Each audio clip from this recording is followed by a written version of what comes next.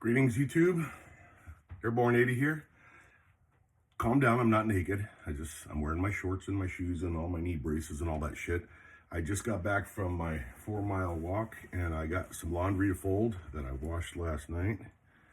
And I thought I'd do a couple of things, just to kind of chat with you, let you know what's on my mind. First and foremost, I want to thank everybody for the birthday wishes and for the encouragement regarding my weight loss and exercise program here. I'm sure everybody remembers that, 2 days ago now, July 5th was my 62nd birthday. And just before that, I had some kind of a meltdown a couple weeks before that where I felt like I was headed for the grave. And I thought, you know what, fuck this, it's time to go to war. So I'm gonna lose all of this, and just get as fit as I can. As somebody in the comments on the last video said, you know, the biggest fight is just around the corner or something to that effect. That's a good mission statement, because we never know what's coming until it gets there, and we should be prepared for as much as possible. But yeah, man, I got through the holidays without cheating. I didn't eat stuff I wasn't supposed to eat. What the fuck is that? I hate when I get weird shit on my... That's why I like wearing camouflage, because you can't stain it. The more you spill on your camouflage, the better the shit looks. I don't know what the fuck that is. It's like I put too much laundry detergent in there or something. But anyways, yeah, red underwear. How cool am I? I don't know, calm down. They're not all red, I just, multicolor. What I was gonna say though was I've been thinking about the channel. When I was walking today, I was thinking, what's your story, dude? What are you doing on your channel? What do you want to do? And I would say that, some of you have been with me for a long time. And you guys remember I had a pretty active channel, pretty active until YouTube shut it down. And I lost, 12 years of videos, and that kind of got me out of the YouTube thing, just took the fucking fire out of it. It pisses me off, this whole woke world where you can't say shit, whether it's true or not. If it hurts one person on the planet's feelings, you're gone. So that's what happened, and I disappeared, and I'm kind of slowly worming my way back in. But my goal, I asked myself, so what are your goals? They're not money. I mean, I like money just like anybody else. I am just not motivated enough to do whatever it would take to make money on YouTube. So money doesn't motivate me. I've never made a single dime off of YouTube, even back when I had a shitload of subscribers. And who's going to monetize my mouth? This is not going to happen, unless I was in prison. So I don't do it for money. I don't think I do it for attention. I'm trying to be as honest as I can, because I get enough fucking attention, man. Just you guys that watch me know my personality just draws attention. I stand out because I say what I want to say, and, whatever. And I guess the best answer I could come up with is I do it because I like fucking talking. When I was in the 6th grade, I wasn't ever going to win any academic awards, but all the schools would have these award day ceremonies, and, some kid would get, her fucking academic achievement award, and some other dude would get the fucking best attendance award, and, blah, blah, blah. Well, I would sit back there and, think about stupid shit, because I wasn't going to get called up. And one day, the principal announces, hey, we came up with a special award this year because it's never been given before, but we'd like to call, Mike Weiss up here, and award him the new yet coveted award of Motor Mouth out of the whole school. And it was a pretty cool fucking award, actually. It was a caricature picture of me. At that time, I had bright red hair with a huge mouth and like a V8 engine on as a neck, basically. So it's pretty cool. So yeah, I've always been a guy that likes talking. Nothing new here. So I was thinking, okay, so what do you want to do with the channel? Because I don't have a theme, man. I'm just all over the map, as you guys know. And sometimes I think maybe I should just be all over the map. You know, there's a million channels, a gazillion channels that have themes. If you want to go listen to UFO stuff or Joe Rogan or whatever, you know, you've got a million choices for that. People are talking about cars, people are talking about this, that, and the other thing, and that's awesome. But maybe I should just be all over the map. I do have a lot of experiences. I'm not the smartest fucking dude in this room, and I'm the only dude in this fucking room. So what does that say? Self-deprecation, man. That goes back to your childhood, Dr. Phil. Yeah, I know. So, see, that's how my mind is. It's like ADD, man. I'm just, and that's how the channel is. And does that drive you guys nuts? Or should I just fucking do sporadic shit like I've been doing? And the reason I say that is because when I go on these 4-mile walks every other day, man, I did not want to go this morning either, but I forced myself. I started thinking, not about YouTube at first, but you start thinking about your life. You know, the older you get, the further back you look. And the more often you look back, because, you know, I'm in the 4th quarter of my life. What huge shit's coming for me, you know, aside from fucking being hooked up on life support. So I start thinking back on some of the very cool experiences I've had. And I've told some of these stories on YouTube. I just don't remember. I've had and have various channels on YouTube. I don't know if you guys know that, but I have different channels.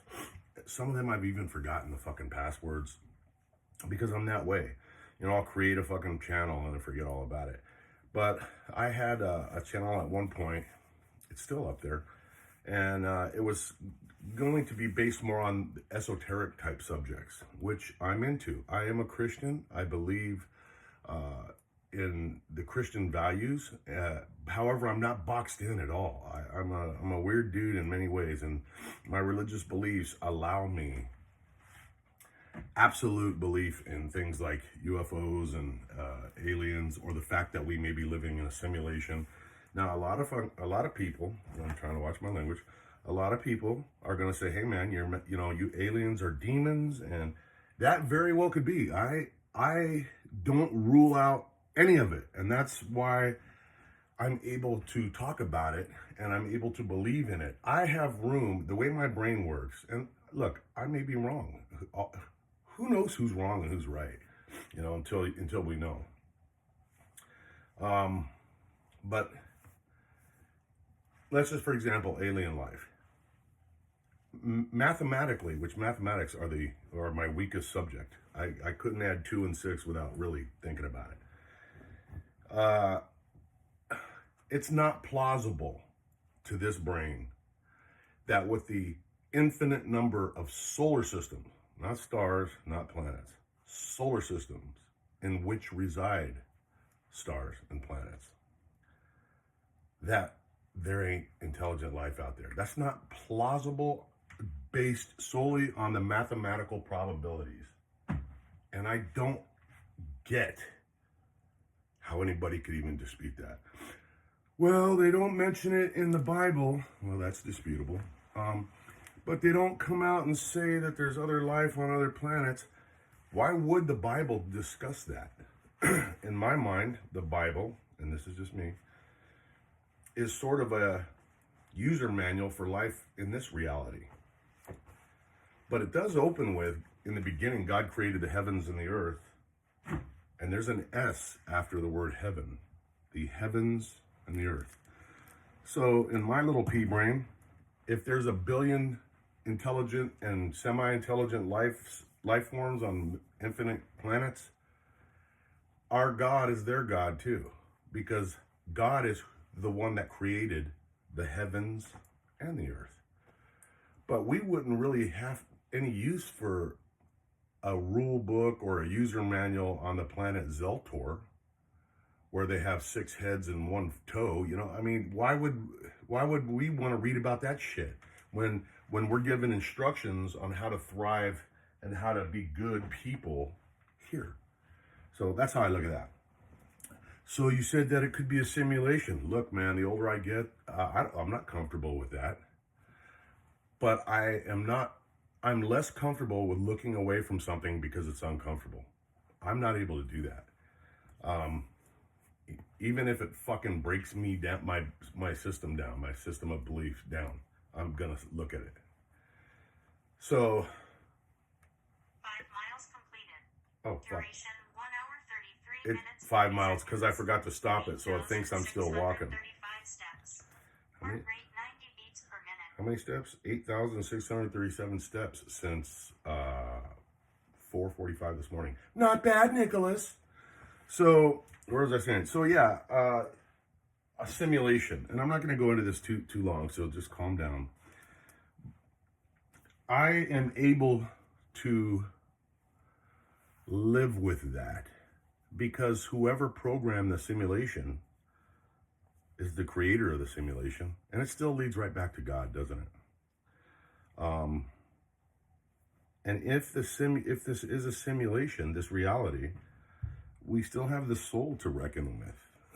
You know, maybe it's a simulation. I could have a billion theories, but just off the top of my head, maybe it's a simulation that is used by our souls to come down here and get experience.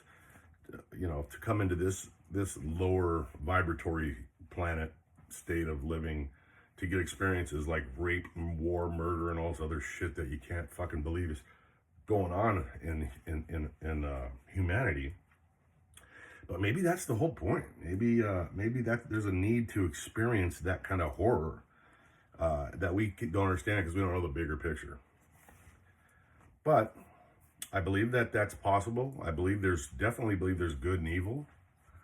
I'm convinced more than ever that war is just a fucking state of humanity. I mean, I have thought so long and hard about this freaking never-ending killing going on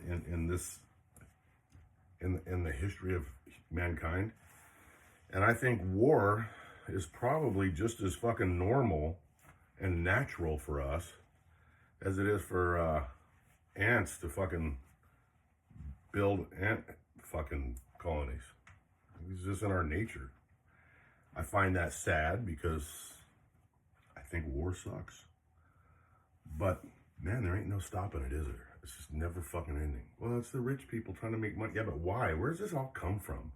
You know, this destruction of other people. So you see where my head goes, and all of these could be different YouTube content if somebody was interested in that. Other thing is true life stories that I've had. You know, I was trying to today. Often I think back. There was an experience. Now, some of you know I've told the Bigfoot sighting thing. Look, I'm at the point now where I don't care what people think, and it's so freeing.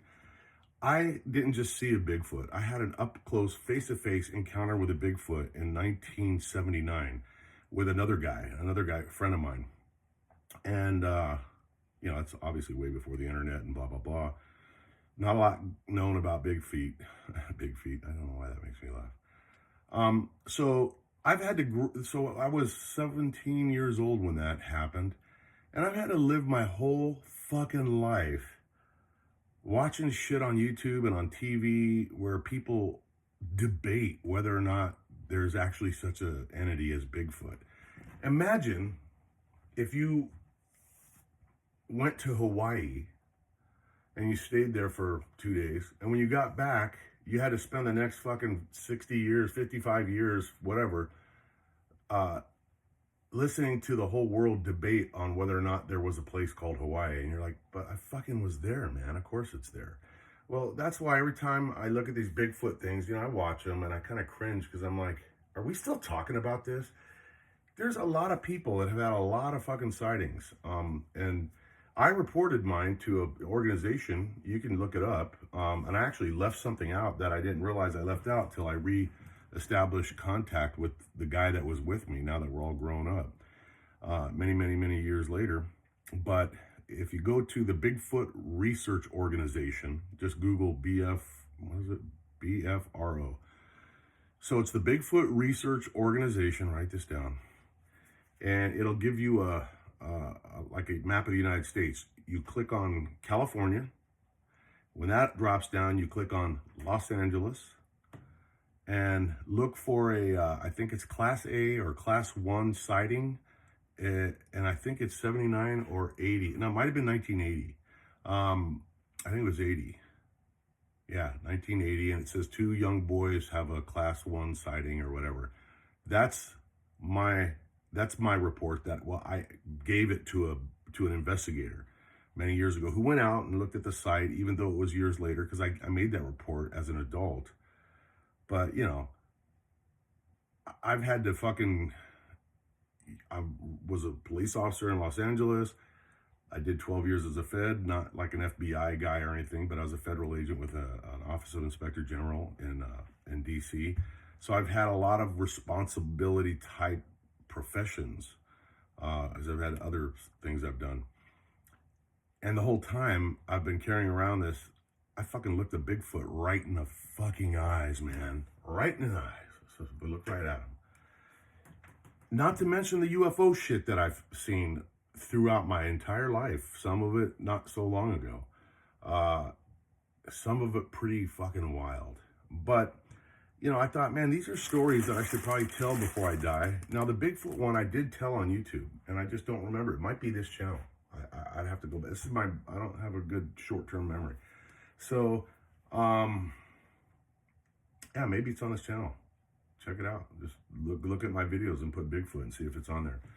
So, I didn't like the way that video came out, and I almost want to retell the story because it bores the fuck out of me the way I told it. The format just sucked. I think I could spice it up a little bit. It doesn't alter the facts of the story. It just didn't feel comfortable watching it. But when we had that sighting, my buddy and I, we had stayed we were preparing to go in the Army. You know, we were young and we were like, hey man, we're going to go in the Army, become paratroopers and la, la, la, la. We're going to be badass. Let's go, before we leave, let's go survive in the woods for a week. So we went into the woods. We were armed. You know, you could do shit like that back in those days. I mean, I had a fucking M1 carbine and a shotgun, 12 gauge shotgun. You know, two young guys out there with BB guns and shooting each other and freaking stupid. But during it was 5 days we stayed out there. We had, in addition to the Bigfoot thing, other shit happened that is fucking unbelievable, man. And when I tell the story, it sounds unbelievable to me. And I've told the story to family members and friends my whole life, the stories. But that trip was a profound event in my life. And I was thinking, you know, I don't know if I should sit down and tell the whole fucking story. Should I do it on a podcast? You know, because I do have the podcast, which I treat like my YouTube channel. I may make a podcast and say I'll be back on next week, and they don't hear from me for 30 years. I'm not organized. So I thought, or should I make a series and call it, I mean, because I even thought of writing this as a book. I mean, it'd be a great book. Just 5 days. Just call it 5 days. And then maybe I can make a series on YouTube if you guys think I should do that. And then, you know, the first day is going to be a little bit boring, but, you know, I don't want to make these videos too long. And it would talk about how we got to where we were and why we were where we were at. And then, you know, day 2, you know, I could talk about some shit that happened on day 2. Pretty fucking compelling. Day 3, fucking right out of a horror show, right out of a fucking horror movie. Day 4, you know, on and on. Did anything interesting happen on day 5? Fuck, I don't know. Maybe I'll just call it 4 out of 5. So I also had an epiphany on my walk this morning because the other friend that was with me. So, and if you're watching this, Craig, you know, no offense, man, but this is just the way it is. We were like best friends as kids. And we had these plans on going to the military and doing this, that, and the other thing. So we were on the delayed entry program. He went in about 2 or 3 weeks ahead of me because of his MOS, his job skill. And ultimately he ended up getting booted out. He went AWOL, got arrested, fucking, you know, had to go to fucking Fort Leavenworth, you know, it's like their prison. And his Army thing was a complete disaster. Okay, I went in, I did my time, became a paratrooper and blah, blah, blah. Well, I got out and became a police officer. That was my dream, LAPD. He knew that. I mean, that's all I wanted to do since I was a kid. But he ended up in Montana, I think, or someplace. And he became one of the most anti-law enforcement and felony anti-government people that you could ever imagine. You know, one of these guys. So I got in touch with him years later. I looked him up and, you know, was my fucking best friend. Called him up, and the guy felt, I gotta give him this, man. He had the, you know, he didn't bullshit me. Mike, I don't think we can be friends, man. I'm like, hey, what the fuck? And he goes, yeah, man. He goes, I don't fucking like feds, and you're a fed, and I don't really have much to say to you. I ain't heard from that motherfucker since, man, and don't want to. I get how look, man. I ain't a big fucking fan of the feds anymore. Not after how this is all, how things have changed in this country. But dude, I'm still the same motherfucker I always was, you know. And if you don't like me, fuck you. That's what I have to say. But yeah. So my reason for bringing him up is he's out of the picture. So I had an epiphany on this walk. I was like, fuck, man. The only living person who can verify any of this, not that I need to verify it, but it would be cool to get it recorded, is my brother-in-law, who's like fucking 80 years old or something. He's got to be in his late 70s, early 80s. Not doing well.